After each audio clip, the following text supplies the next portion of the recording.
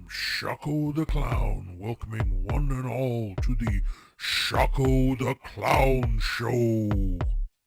Today's movie is Mesa of Lost Women.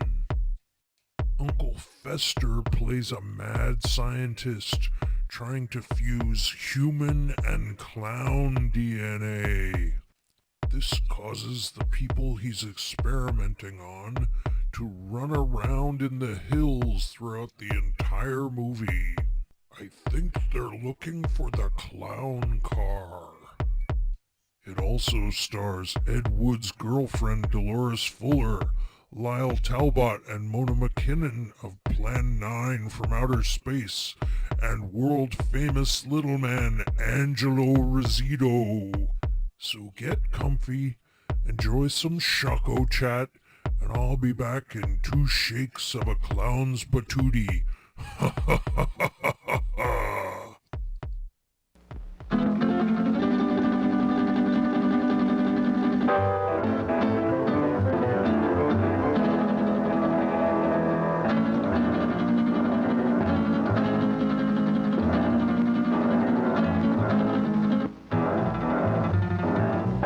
Have you ever been by a girl like this?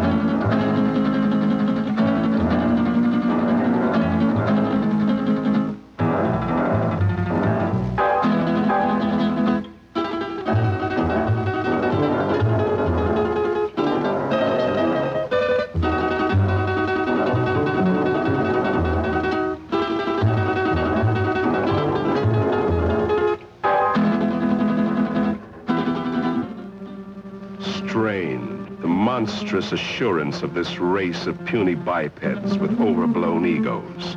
The creature who calls himself man. He believes he owns the earth, and every living thing on it exists only for his benefit. Yet how foolish he is.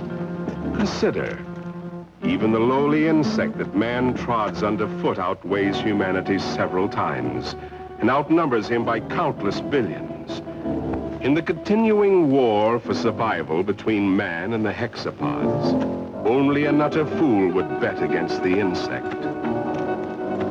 Let a man or woman venture from the well-beaten path of civilization, let him cross the threshold of the limited intellect, and he encounters amazing, wondrous things, the unknown and terrible.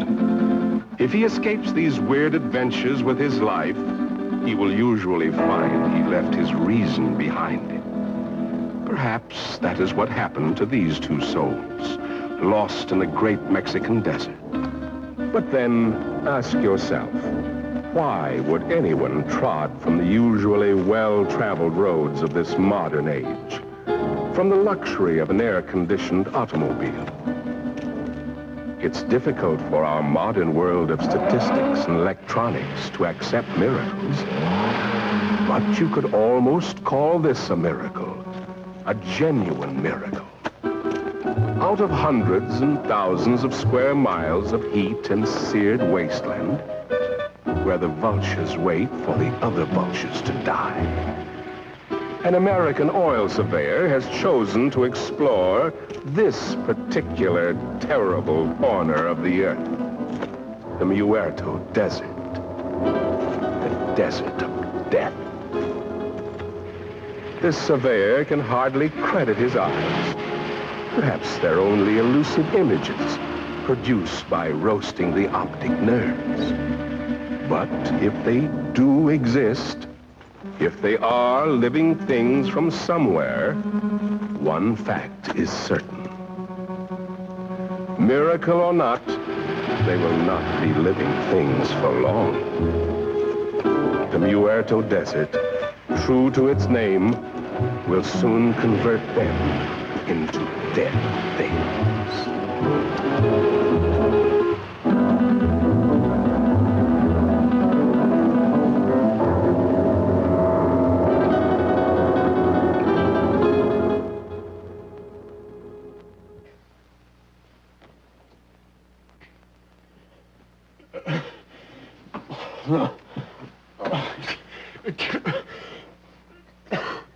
Maybe he's coming out of it then. I doubt it, Doc. Even if they got across that desert alive, the sun's bound to have cooked their brains. It's a miracle to me how Pepe and Frank found them. No, I better be getting back to work. Beats me how they got there, or what they were doing. That's the most godforsaken spot on Earth. Maybe they're from that missing plane we read about. That plane was headed for Mexico City. Have to be 100 degrees off to land in the Muerto Desert. 100 degrees or not, they had to come from somewhere. Where'd you say you picked them up, Pepe? On the road to Zarpa Mesa, señor médico.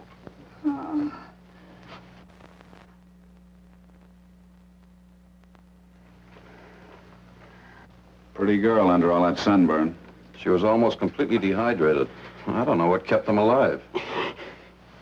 You're all right, you're safe. You're in an oil company office. Sure. She's in about the same shape you are. She hasn't come out of it yet, but I think you're both going to be all right. Here, try to take this.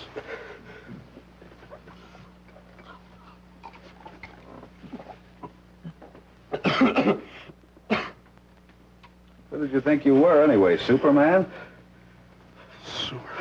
Nobody's ever been able to walk across that desert and come out alive. You try with a girl. You said this was an oil company. Can you load a truck with full drums and bring all the men you can spare? If we get there in time, maybe we can... Can what? Burn them out before they scatter. That's the only thing that scares them, fire. But if we're too late, we're coming... Now, just a minute, young fella. Take it easy. You've been out in the sun too long. That sedative will quiet them down a minute. I tell you, I don't know you haven't seen them, but if you had, you'd realize it. Seen them? Look, you said Superman. Well, these are super monsters or bugs. As big as we are, they can kill you with one bite. What can? These things. If they scatter before we get there, we're... Where do they come from? He's got an underground lab up on Zarpa Mesa. He does something to their glands. Who does? Dr. Aranya. Araña. Ay, caramba. I told you the sun had cooked their brains. Pepe doesn't think so. And besides, nobody's ever been able to climb Zarpa Mesa. But you can reach it by plane. Let's listen to his story anyway. What do we got to lose? Well, it all started on the border a few days back. I pilot for Jan Van Croft, the big financier. Well, we had engine trouble. I made a forced landing in a field outside this little Mexican town. After we landed, I stayed with the ship to... Quite a story he's telling, isn't it, Pepe? You've heard from your people about Zarpa Mesa and the mysterious Dr. Aranya, even though your bosses haven't. So, why tell them? They would only laugh at you and say, "Poor Pepe, you're getting old." But you've heard for years about the grotesque and misshapen people, about the women, strange women who do not die.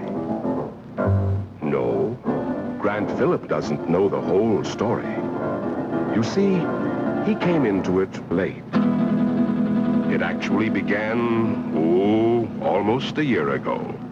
The night Dr. Leland Masterson, the world-famous specialist in research, found himself in the middle of the Muerto Desert, the desert of death. He came in answer to a rather mysterious summons from a man he admired, but knew only as a name signed to a series of brilliant scientific treatises, Aranya. Oh, we've arrived.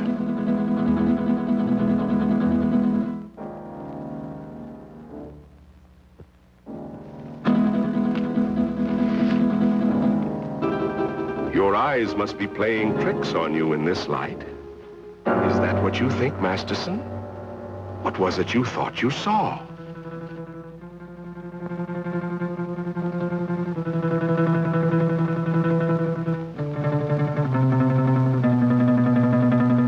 Apparently, they've come correctly.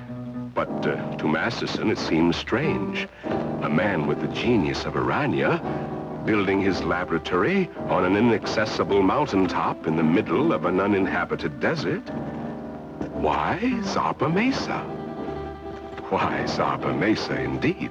A natural question, Doctor, and one that was soon to be answered, though in a way so fantastic and horrible as to make a man of science doubt his senses.